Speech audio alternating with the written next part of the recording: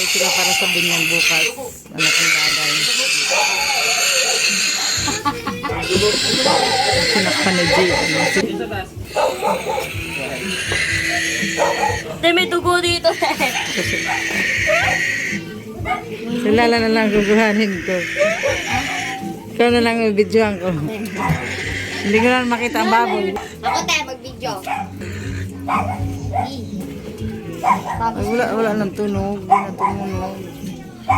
Hindi na umiyak. Siya umiyak. Bakit na si Jabla? Oh.